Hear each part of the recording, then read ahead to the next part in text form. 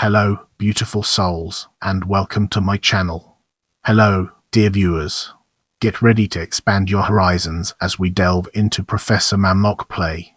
Professor Mamlock is a theatre play written by Friedrich Wolf in 1933, portraying the hardships a Jewish doctor named Hans Mamlock experiences under the Hitler regime. It is one of the earliest works dealing with Nazi antisemitism.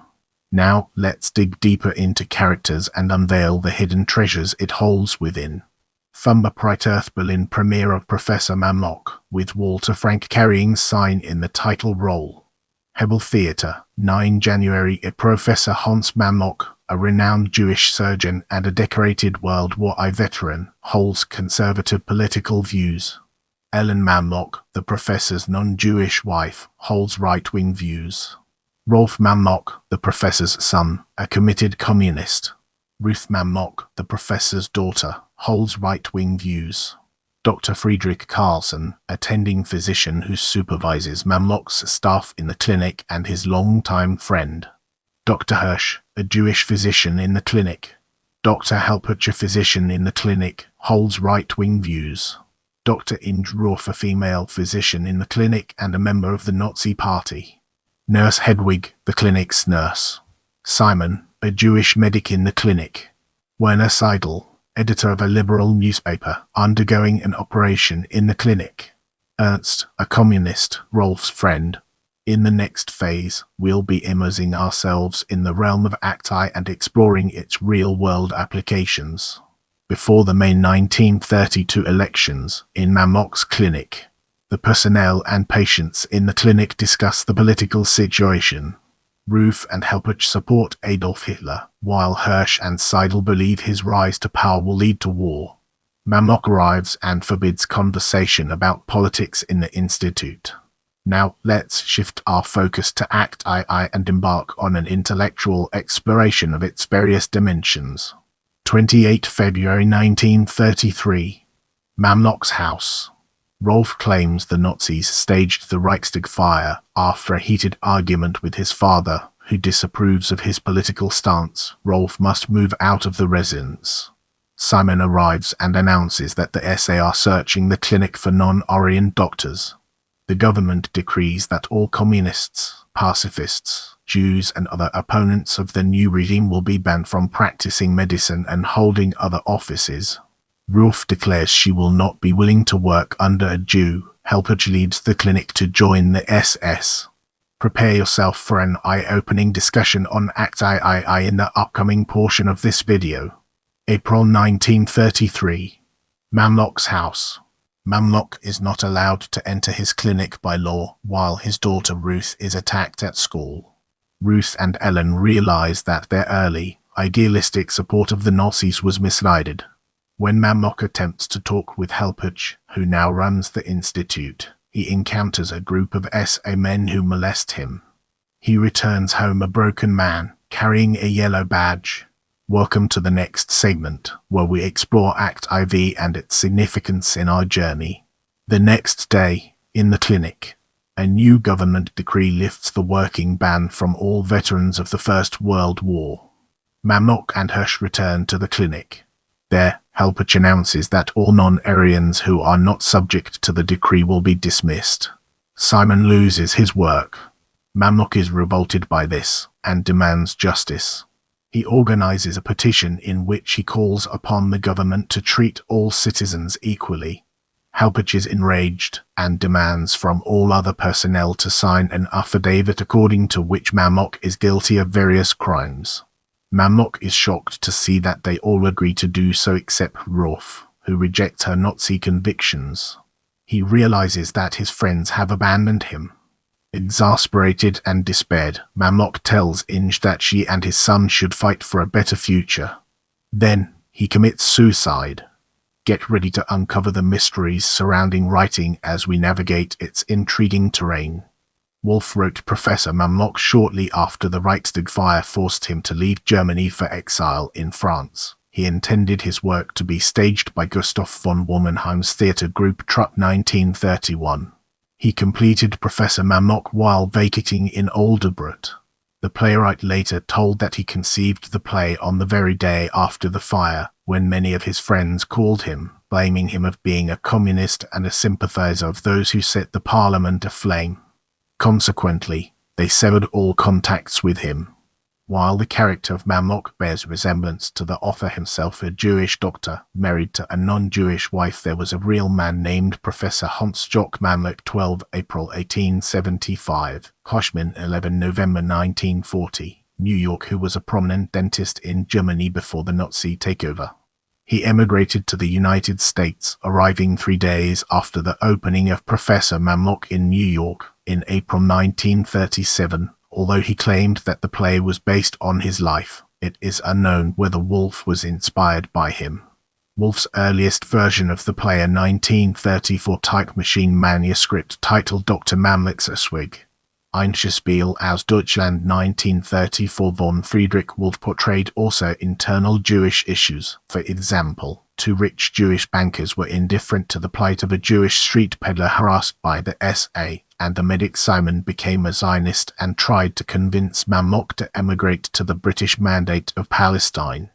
While these parts remained in the English and Hebrew editions, they were removed from the German one. Wolf's biographer Henning Müller believed it was due to pressure from officials of the Communist Party of Germany. An unsigned review of the play submitted to the party's exiled leadership in Moscow criticized it for emphasizing the race struggle, while the class struggle remains in the background. The party's role is not sufficiently presented. The play is considered as one of the earliest artistic treatments of the persecution of Jews in Germany. As we progress through this video, let's shift our attention towards stage productions and uncover its hidden depths. Trupp 1931 was dissolved before it could produce Professor Mamlock, and Wolf's piece was first performed in Yiddish on the stage of the Warsaw Yiddish Art Theatre on 19 January 1934 under the title Der Gelbe Fleck, the Yellow Badge, and starring Alexander Granich, Andrew Van Gysem and Marie Seaton, who travelled from Moscow after securing the rights for an English-language production from Wolf, attended the performance. The next stage adaptation, directed by Leopold Lindbergh under the title Professor Mannheim, was in Hebrew, in Tel Aviv's Habima Theatre, and premiered on 25 July 1934 with Shimon Finkel in the main role. Lindbergh also directed the first German-language production, which was held in Schauspielhaus Zurich on 8 December later that year, again by the name Professor Mannheim. Swiss Nazis disturbed the performances. On several occasions, stench bombs were thrown at the stage. When a cheap ticket performance was carried in Zurich's Stadttheater, armed riot police had to secure the location, making more than 100 arrests. Professor Mamlock was translated to English by Anne Bromberger in 1935. In Britain, the play was approved by the Lord Chamberlain Cromer, but its planned performance in the Westminster Theatre in 1935 did not take place, apparently due to silent pressure from the Foreign Office on the background of the Second Italo-Abyssinian War. It was staged there again in 1939. There was a performance in 1937 by the Bermondsey Repertory Company at Spa Road Library, South Worcroft, South London Press, June 8, 1937. Professor Mamlock was played by Lyle Watson. Joseph Greenspun, a friend of Wolf, came to Bermondsey to produce the play. The part of Ruth was played by Doris Brown. The script used was the Federal Theatre version, a copy of which is now held in a collection in Colchester.